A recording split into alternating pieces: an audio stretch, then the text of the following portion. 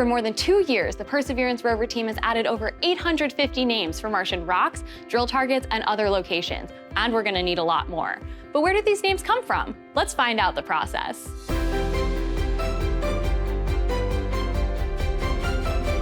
Here in the operations area for the Perseverance rover, the team is driving into new Martian terrain every day, just like our other rover, Curiosity. I'm joined today with Tina Seeger, who's going to tell us a little bit about her role on the rover teams and why it's important.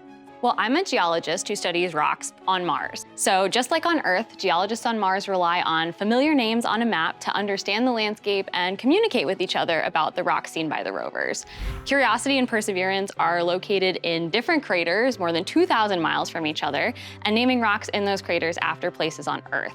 Curiosity just drilled Ubahara, named after a national park in Brazil, and Perseverance is studying Belva Crater. Belva is a town in West Virginia named after Belva Ann Lockwood, who was one of the first women to run for president. So who decides the names on Mars?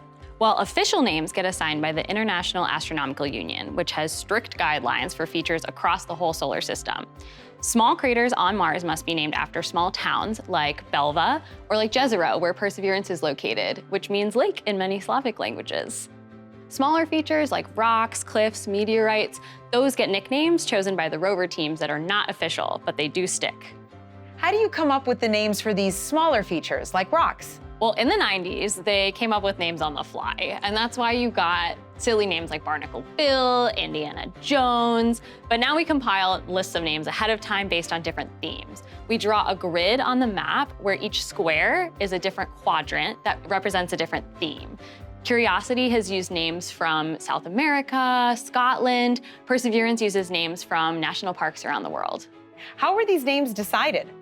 Names can come from anywhere in your imagination. Going back to Pathfinder, a rock looked like the face of Yogi Bear and got the name Yogi Rock.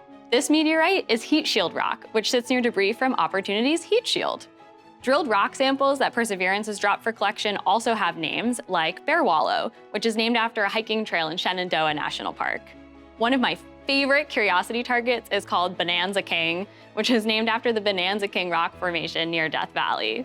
Here, we see an area that resembles a strip of bacon when viewed from space, so we jokingly called it the Bacon Strip.